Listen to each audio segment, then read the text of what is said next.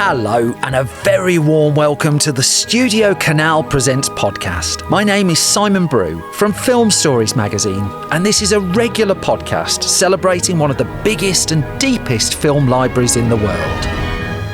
Studiocanal's extensive library of over 6,000 films brings together cinema from around the globe, from the chilling The Wicker Man and the unforgettable thriller The Vanishing, through to the joyous The Producers and the swashbuckling genre favourite Highlander. We're going to be doing our best to explore it all in this podcast. For this episode, we're going to be talking about creature features, and I'm thrilled to be joined by director Kiah Roache-Turner. His new film, Sting, very much is a creature feature, and it arrives in cinemas on the 31st of May 2024. We're going to be talking about that, as well as some of his creature favourites. Before we get there, though, here's a snippet of the trailer for Sting. What the?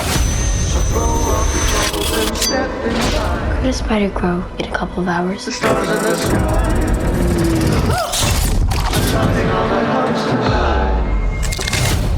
There is noise.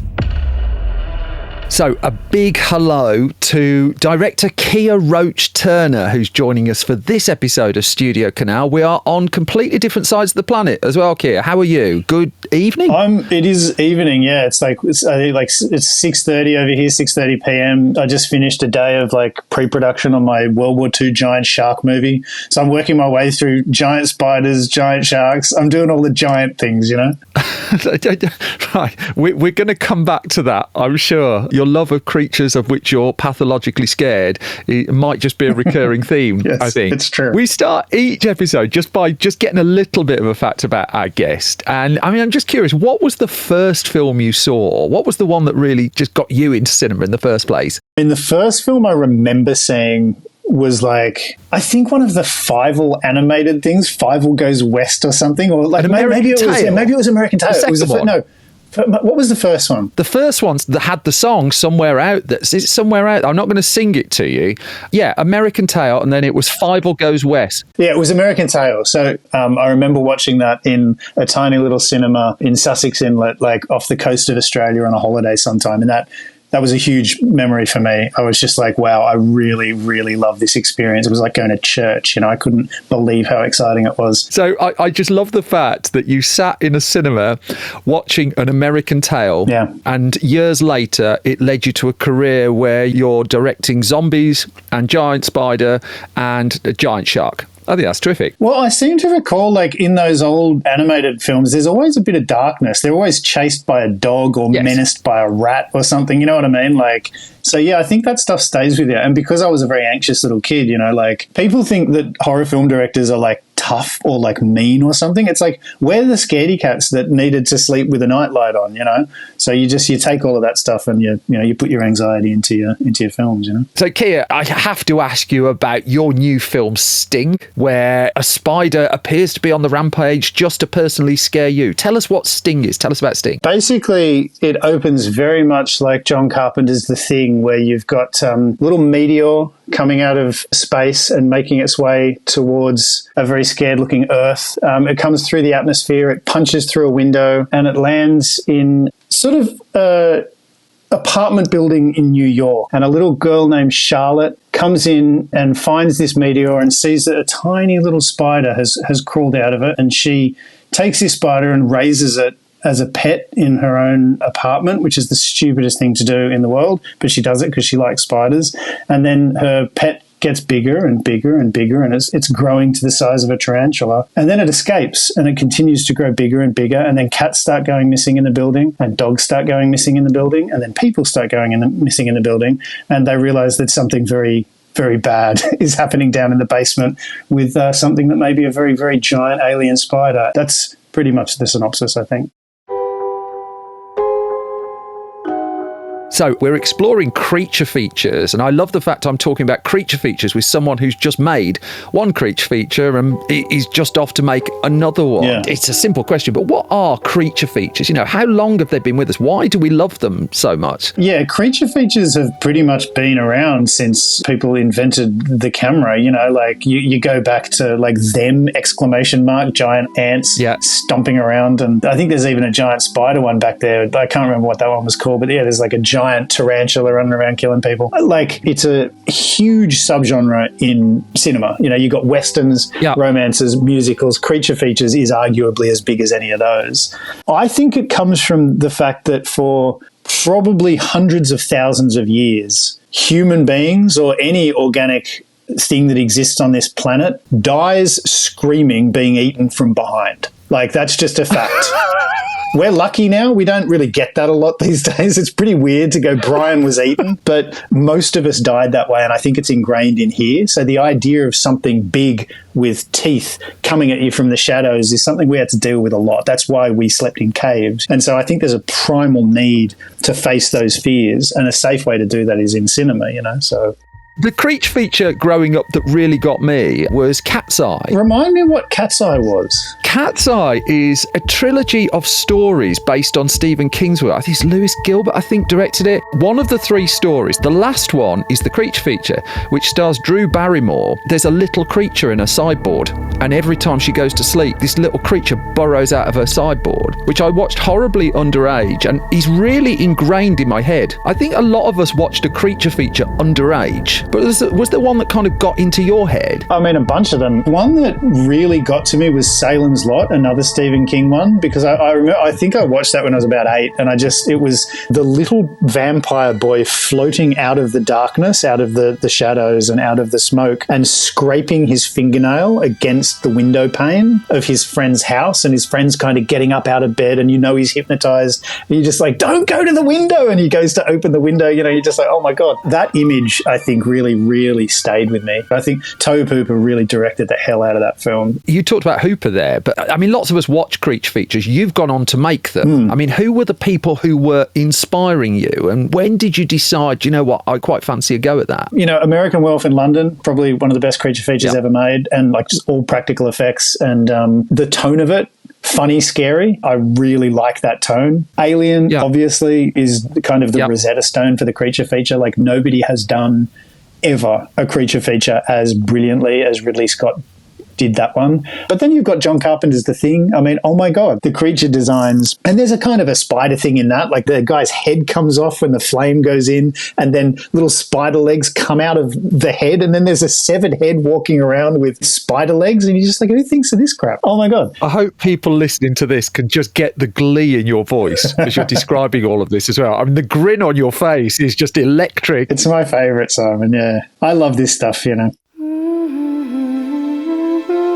We asked in advance as well if there were any that particularly came to your head. Yeah. I think one of the North Stars that you identified was Guillermo del Toro's Pan's Labyrinth, just in terms of what you can do with creatures and what you can do with a creature feature. Why was that the one that you put forward to us? Well, it's a thing that I've never got to. Like, all of my prior films I did with my brother, like Roache-Turner Brothers films. Yeah. Like, and he and I together are more John Carpenter, more Sam Raimi, Evil Dead, that kind of stuff. But me, just on my own, I think, like, there's a tone that Guillermo del Toro gets, which is very much fairy tale horror. And it's one of my favorite things because it mythologizes something that I love. Like, it's not just kind of scary, crazy B-grade thrills. It's like going, no, this is a story that even in 1,000 years still feels mythological, you know. And I love that he was taking the scariest stuff you could possibly think up and really, really big, horrible themes of war and violence and parsing it through Alice in Wonderland. And I'm just like, that's my favorite tone. And a lot of what I was trying to do with Sting was to try and get some of Guillermo del Toro's fairy tale into it. So I really tried, you know, with archetypes, with the grandmother who's like the fairy godmother, and then the evil stepmother. And then, you know, in comes the exterminator, who would be the classic kind of knight in shining armor, but also maybe he would be the woodsman who comes in, and is he going to help or isn't he? These are all archetypes archetypes that come from a fairy tale. And that's what I was really trying to get to. Well, I'm going to come back to Sting just in a second. I have things to ask you about that film, not least the fact that you appear to be scared of spiders. But I just want to touch just on one thing with Pan's Labyrinth, because Pan's Labyrinth for me was a film that was kind of like a turning point where some of the snobbishness went out of creature features as well. That I'm not a fan of snobbishness towards films at all. Yeah.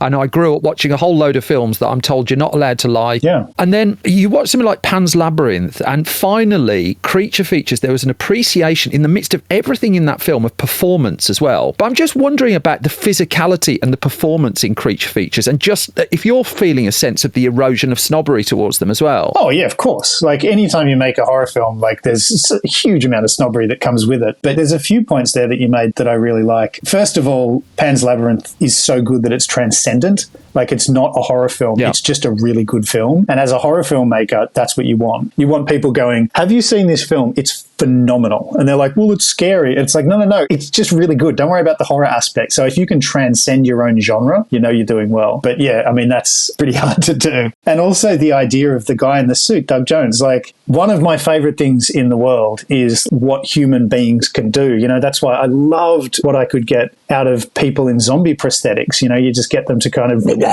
and suddenly, you know, it's like, oh my God, you just transformed. I love that. But yeah, like, nothing beats a guy in a suit. And it's funny because, you know, with Sting, like, it was puppetry for the first time, and I'm doing this giant shark thing, and that'll be puppetry again. And it's a nightmare. Like, it's so hard to get right.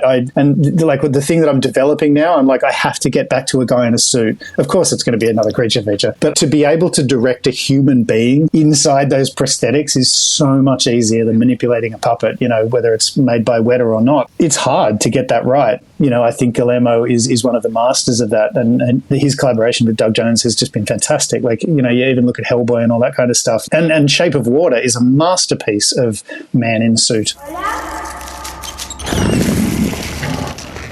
¿Sois vos?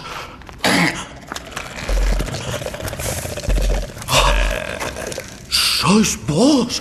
¿Habéis regresado? No os asustéis, os lo ruego. Mirad, mirad.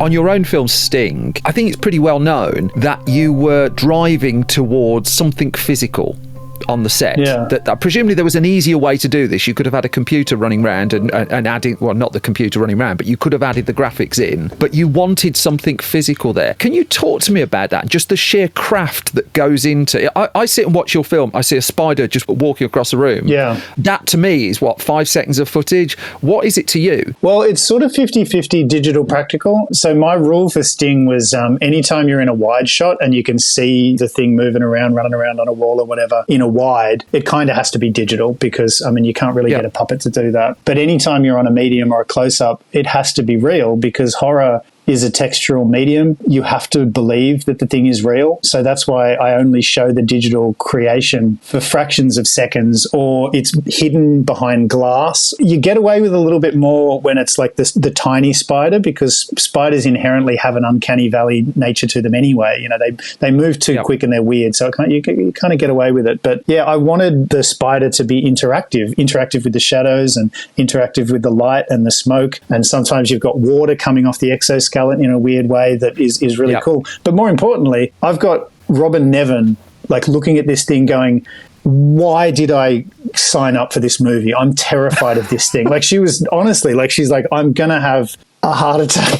Like, why, you know, and the fear was like just on her face, you know. And when you've got a tennis ball coming at you and people are like, I think the legs are this big, like, you just, you know, you kind of do the fear thing. But if you've got like literally a giant spider with huge legs actually scraping at your face, there's a specificity to your fear and your revulsion. And that's what people are scared of. It's the reaction of the human being in the frame to the thing more than the thing in some way. And so if your reactions are real, then it feels more real for the audience. And also it's more fun, Simon. Like, I didn't get into this to just point a camera at something and go, well, that'll be there at some point. I'm a photographer at heart. I like to shoot things in space, you know? I like to shoot people. And like, if I'm going to do a monster movie, I want to build the monster. Like, I want to see it.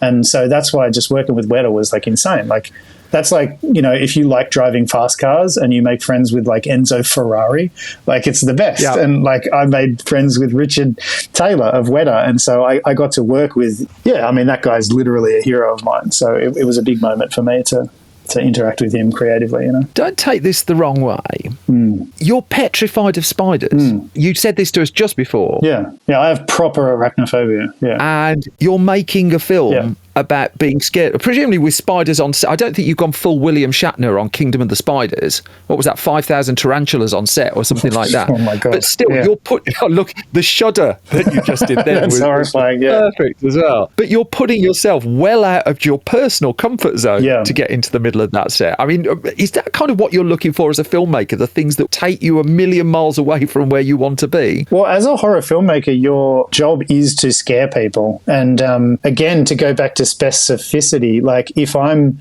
making a film about a thing that I am actually scared of, then all of the setups are based on a real fear. Like my fear and just aggressive revulsion that I have for spiders you know, is something that I can work with. So Sting was weirdly an exercise. Like I was sitting down trying to write the most commercial horror film that I could and working on the template idea that the perfect setup for a horror film. James Wan's producer told me this years ago. He goes, the perfect setup for a horror film, he goes, single location, one family, one monster. Yeah. And he goes, you can't go wrong. He goes, like, we here at Atomic Monster make that film 3 times a year and it always works. And I'm like, oh, interesting. So I was like, okay, so I'm going to do single location, you know, may as well stick them in a New York apartment block.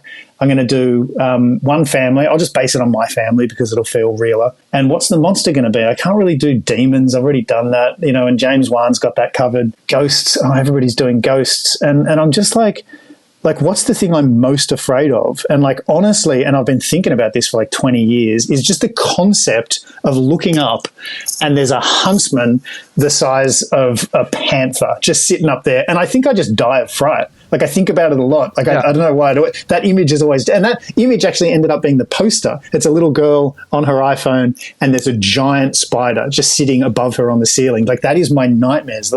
And so I was just like, I think it's time. I think that's the ultimate monster for me. So that really was the impetus. It's the thing that would scare me the most. The idea of being dragged into an air conditioning duct and eaten. Like by something with 8 legs. Like I couldn't imagine anything worse, you know? If I like spiders, I'm making a different film. I'm making Free Willy with 8 legs. I don't know. Now that's a film.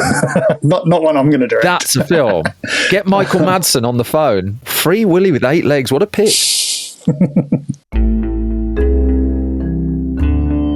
So if we're taking like your setup of a family and a house and a creature, I can't now wait to see your giant shark film. It's bringing back memories of how in Deep Blue Sea, I think I remember a shark turning on an oven at one point, which still I'm just like, did that happen?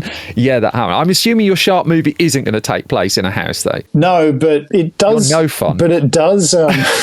Yeah, but you, I mean, they are doing that. There's 10 shark movies being made at the moment. It's hilarious. Like there's a shark movie now where there's a plane that's sunk and it's got like a bubble of water in it. And there's a shark that's kind of circling around. And at a certain point, it like pushes into the plane and swimming around up and down. And it's just like, yeah, anyway. No, but mine is single location based. It's very much based on the SS Indianapolis speech from Jaws, you know, where he's talking about, you know, he delivered the bomb and, you know, but they were trapped on the thing and the shark's eye is like a doll's eyes, you know, and then I remember old Bobby, you know, I pushed him and he bopped up and down like a top in the water and he'd been bitten in half and you know, like all that stuff when he's doing the pirate impression. So I just basically took that speech and went, I wonder if I could just make a movie based on that. But they're trapped on a raft in the middle of the ocean, in the middle of a giant fog bank. So that's almost like being in a big room that's like the floor is water. Yeah. And, you know, they've got to hop from wreckage to debris and find weapons and stuff and bring it back to the raft. So it's the most dangerous game of the floor is lava in history, where they're jumping around, you know, trying to avoid this giant shark that's trying to eat them from below. So it's the perfect setup for a shark film. So it should be fun, you know. I'm just curious if you can just give us one story, just from the set of Sting, just to get to the heart of just what a challenge it is to make a film like that. I remember one particular night, and we just went overtime and overtime and overtime. And it was like 2 a.m, you know, so we'd been shooting all day and then we went into overtime. So it was like a 17-hour day. You're not really supposed to do those, but every now and again you just have to do it. And I was hanging around trying to make the special effect work. So it's 2 a.m. I'm in a studio in Artarmon. We've got a stunt guy up on a wire and his head's shoved in an air conditioning duct, and we're trying to blow his head up. And so I'm trying to get the blood to be big, and I keep going, it's his whole head has to explode. And then we go 1, 2, 3, action, and I'm like, it's not big enough, like we need more blood. Like, and we did it I think about 5 times, so we got blood all over the walls and like just nothing's working. And eventually I just went, dude, like how much blood have you got? And he goes, I've got like just 5 buckets of blood. We can do this 5 more times. And I went, no. Take all the 5 buckets of blood and pour it into the thing, and we'll just do one big one. And he goes, dude, the blood is it's gonna drown the whole studio. And I'm like, you got to just do it. And we did this thing, and the blood exploded everywhere. It went all over the camera. It ricocheted off the walls and splashed into my producer's face. And I'm just sitting there giggling like a maniac. We got the shot, and it's in the film. It's one of the best moments in the film. Like, the blood explodes in an incredibly unrealistic way, but the audience just goes... I'm very familiar with the moment. The audience loves it. Like, they get up and cheer, and, you know, and it's like, sometimes as a horror filmmaker, those are the moments, you know what I mean? Where you pour all the blood you've got left into one big tube and you just blow it all up, and, you know, it feels like just a tiny little bit. It's like 2% of that elevator scene in The Shining where the doors open, and you're like, oh, let there be blood. And there was blood. That's probably my favourite moment of the whole shoot, you know? That's when I really felt like Sam Raimi, you know what I mean? Kiah Roache-Turner, did your school have a careers officer? Was there a moment where they sat in front of you and said, what do you want to do? And you said half of that, and they called in help? Yeah, I want a job where I can blow heads up. The funny thing is, Simon, I think I've exploded a head in every film I've ever made. Like, no crap. So when you remake A Star Is Born, when you do like the 3rd or 4th remake of that, your version of it will have like just an exploding head, a musical finale. Perfect. Yeah, Lady Gaga will hit a note so high that Bradley Cooper's head explodes. Yeah, that would be my a star is blown up. Yeah. So out of this podcast, we're now pitching another take of A Star Is Born and an 8-legged version of Free Willy. With Michael Madsen reprising the role. With Michael Madsen. Michael Madsen in both. Kiah Roache-Turner, this has been an absolute delight. Before we let you go, one thing we do ask of our guests is if you can just dig into the Studiocanal catalogue for us and come up with a double bill. Tell us about your double bill. Yeah, my double bill, they are not connected at all. They're films I want to watch.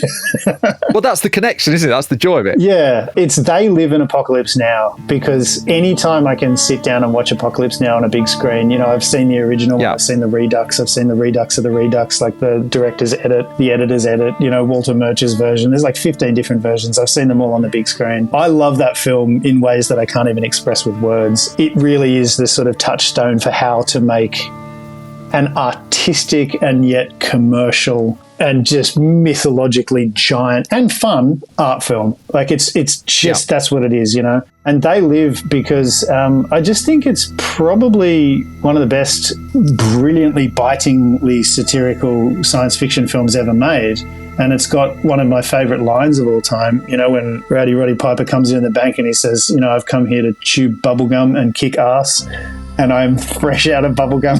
You're just like, dude. And he's holding a pump action shotgun, and he's got sunglasses on. And you're just like, this may be the coolest movie ever made. And what a fight scene as well. The fight scene, I copied that for my first film I made called Wormwood, which Studiocanal distributed, and Studiocanal helped me have a career, which I'm always very appreciative of. And there's a fight scene in the middle where, you know, like a big beardy guy beats the crap out of like another big beardy guy who's bald. We always wanted to do the riff on the fight scene in the alleyway with Rowdy Roddy Piper and what's the actor's name? Keith David. I think it's Keith David. Yep. And they just beat the crap out of each other for about 7 minutes. they're just punching each other like for 7 minutes. Yeah. I always love that because it's just such big, macho, stupid WWF type fighting, but I just loved it. You know, there's nothing better than two big men hitting each other on screen. It's just good old-fashioned fun, you know. Kiah Roache-Turner, this has been an absolute delight, and good luck with my funeral speech. I'm writing it now. Pan's Labyrinth, They Live, and Apocalypse Now are available on the Studiocanal Presents channel on Prime Video, Apple TV Plus, and ITVX. Sting will be in UK cinemas from the 31st of May 2024. Now it's time for a quick news update from the world of Studiocanal. Fresh from its successful cinema run, the film Back to Black is now available to buy and rent on premium video on demand. Telling the story of Amy Winehouse, the movie, directed by Sam Taylor Johnson, will also be coming to DVD, Blu-ray and 4K Ultra HD Blu-ray on the 1st of July 2024. A limited edition 4K Steelbook and a HMV exclusive collector's edition will also be available at the start of July. Later on in July, Francis Ford Coppola's 1974 classic The Conversation makes its 4K Ultra HD Blu-ray debut. The film, celebrating its 50th anniversary, won the Palme d'Or at the Cannes Film Festival. It was also nominated for Best Picture at the Oscars on its original release, losing out to The Godfather Part 2, also from Francis Ford Coppola. The Conversation is a stunning film. It's one of my absolute favourites of the 1970s. The 4K collector's set that's arriving on the 15th of July comes with the film fully restored, as well as a host of extras, a 64-page booklet, original artwork, a cassette soundtrack, and a whole host more. It's available to pre-order now. I'll be back soon with the next episode of Studiocanal Presents. Until the next time, to get all the news on Studiocanal films as it happens, and to find out more about the ITVX, Apple TV and Prime Video channels, you can visit www.studiocanal.co.uk or follow Studiocanal at Studiocanal UK on X, Instagram and TikTok. Until the next time, I'm off to check this place out for spiders. Wish me luck. Ta-ta for now.